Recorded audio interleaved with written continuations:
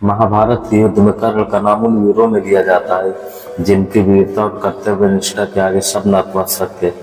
कर्ण जो जन्म से पांडवों के भाई थे, लेकिन जीवन भर उनके विरोधी रहे, मृत्यु के निकट पहुंचकर श्री कृष्ण से कुछ ऐसा मांगते हैं जो न केवल उनका बल्कि समग्र मानवता का मार्गदर्शन करता है। यह घटना एक ऐसा मोड़ है जो कर्ण के चरित्र और महाभारत की नैतिकता को नए दृष्टिकोण से प्रस्तुत करती है। तो नमस्कार दोस्तों, डिवाइन स्टोरी यूट्यूब चैनल में आपका दिल से स्वागत है। युद्ध के आखिरी दिन कर्ण को यह एहसास हो चुका था कि उसकी मृत्यु निकट है। उसका रथ कीचड़ में फंस चुका था और वह शारीरिक रूप से अत्यधिक थका हुआ था। कर्ण की हालत बहुत गंभीर थी, लेकिन उसकी आंखों में अब भी एक अडिग संकल्प था जो उसे मृत्यु से भी लड़ने की शक्ति दे रहा था। इसी बीच कर्ण के पास श्री कृष्ण आए। कृष्ण जानते थे कि कर्ण अपने जीवन में कई गलतियां कर चुका था, लेकिन उसका दिल सच्चाई और नैतिकता से भरा था। श्री कृष्ण ने कर्ण से पूछा, कर्ण तुम्हें क्या चाहिए? तुम युद्ध के इस अंतिम क्षण में क्या चाहते हो? कर्ण के चेहरे पर एक हल्की मुस्कान आई। उसने कृष्ण से कहा, हे कृष्ण, मैं जानता हूँ कि मुझे मेरे कर्मों का फल मिल चुका है। मेरा रथ कीचड़ में फंस चुका है और मुझे इस युद्ध को जीतने की कोई उम्मीद नहीं है, लेकिन मैं एक अंतिम इच्छा जरूर रखता हूँ। कर्ण की आवाज सुनकर कृष्ण ने उसकी आंखों में देखा। वे जानते थे कि कर्ण के पास इस समय केवल एक ही अनमोल चीज बची है, उसकी आत्मा की शांति। कृष्ण ने कर्ण से पूछा, क्या तुम मुझे यह बताना चाहोगे कि तुम्हारी अंतिम इच्छा क्या है? कर्ण ने बड़े ही आत्मीय स्वर में कहा, हे कृष्ण, मैंने जीवन भर कभी किसी से दया नहीं मांगी।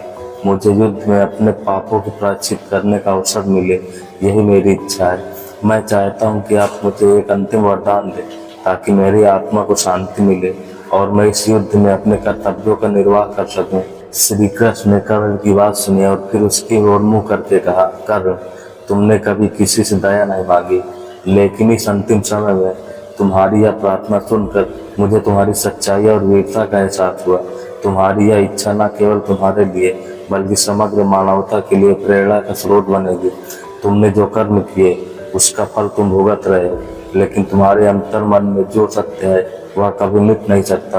कृष्ण ने कर्ण को कहा, मैं तुम्हें एक वरदान देता हूँ कर्ण, युद्ध के इस अंतिम क्षण में तुम जो भी इच्छा करोगे वह पूरी होगी।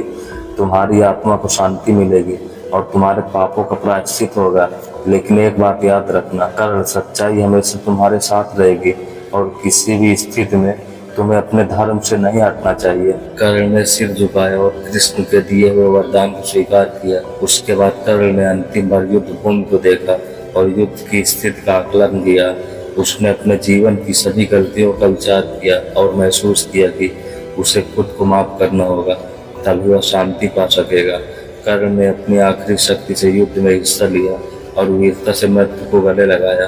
कर्ण की यह कहानी हमें यह सिखाती है कि जीवन में कभी भी गलतियां हो सकती हैं, लेकिन अगर हम सच्चाई के मार्ग पर चलते हैं और अपने पापों को प्रायश्चित करने का अवसर प्राप्त करते हैं तो हम शांति पा सकते हैं। कर्ण ने मृत्यु के कगार पर भी श्री कृष्ण से एक ऐसा वरदान मांगा जो न केवल उसे बल्कि पूरी मानवता को जीवन की सच्चाई से अवगत कराता है। उसकी यह इच्छा महाभारत के युद्ध की क्रूरता और कर्मों की वास्तविकता से हमें यह नया दृष्टिकोण देती है। यह कहानी हमें यह समझाती है कि जीवन के सबसे कठिन क्षणों में भी यदि हम अपने भीतर की सच्चाई को पहचाने और उसे अपने कर्मों में उतारें तो हम किसी भी विपत्ति को पार कर सकते हैं और आत्मा की शांति प्राप्त कर सकते हैं।